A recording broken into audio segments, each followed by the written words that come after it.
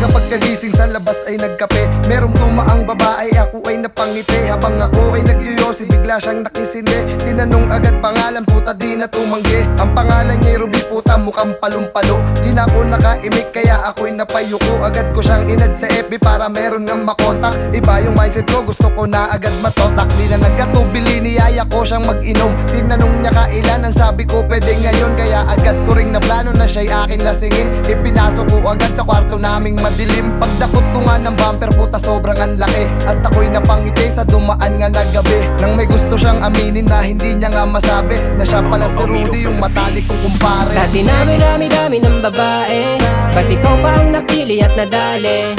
Ba't sa umpisa hindi mo pa sinabi na ikaw pala matalik kong kumpare?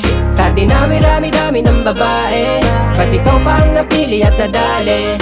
Ba't sa umpisa hindi mo pa sinabi na ikaw pala matalik kong kumpare? Isang umagang kay ganda ang bigla na lang dumungaw. May isang binibini na bigla na lang pumukaw. Ng aking atensyon siya ay aking nilapitan. Wala nang teka-teka, ano ba ang iyong pangalan? Baka kasi ikaw yung nakachat ko sa FB. Pwede ba kitang yayain mamaya mag-FB?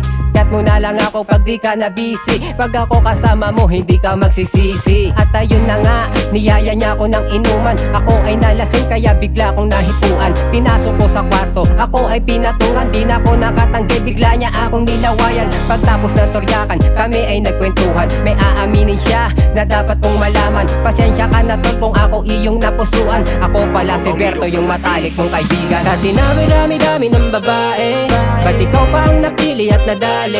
Ba't sa umpisa hindi mo pa sinabi na ikaw pala matalik kong kumpare? Sa dinami-dami ng babae, ba't ikaw pa ang napili at nadali? Ba't sa umpisa hindi mo pa sinabi na ikaw pala matalik kong kumpare? Sa dinami-dami ng babae, ba't ikaw pa ang napili at nadali? Ba't sa umpisa hindi mo pa sinabi na ikaw pala matalik kong kumpare?